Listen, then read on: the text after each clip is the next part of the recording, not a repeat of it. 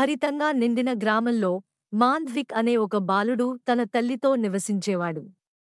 అతను మంచి మనసున్నవాడు, కాని భయం మరియు అనిశ్చితితో బాధపడేవాడు. ఒకరోజు అతను ఒక పెద్ద వట వృక్షం క్రింద కూర్చొని ఆలోచనలలో మునిగిపోయాడు.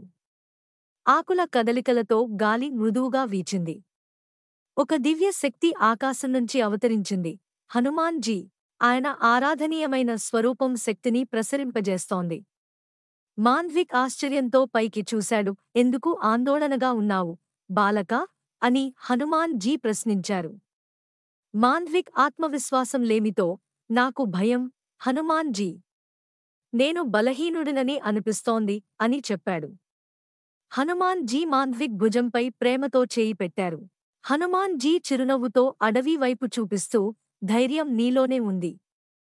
నీ శక్తిని రుజువు చేసుకోవడానికి అడవిలోని నదిలో ఉండే కమలాన్ని తీసుకురా అన్నారు. భయంతో ఉన్న మాంధ్విక్ ముందుకు సాగాడు. అడవి చీకటిగా ఉంది. గాలి గట్టిగా వీచింది. భయంకరమైన నీడలు కదిలాయి.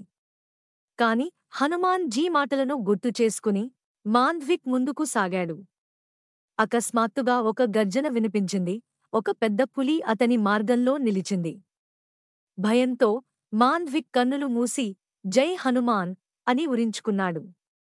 వెంటనే అతని శరీరాన్ని ఓ శక్తి ఆవహించింది. భయం తొలగిపోయింది.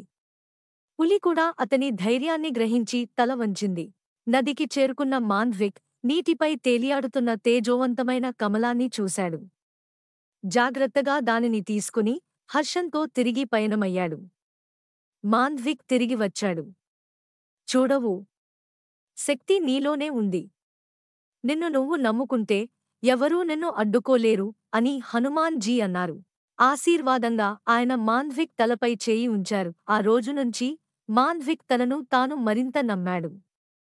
ధైర్యంతో, హనుమాన్ జీ బోధనలతో అతను భవిష్యత్ను ఎదుర్కొనడానికి సిద్ధమయ్యాడు.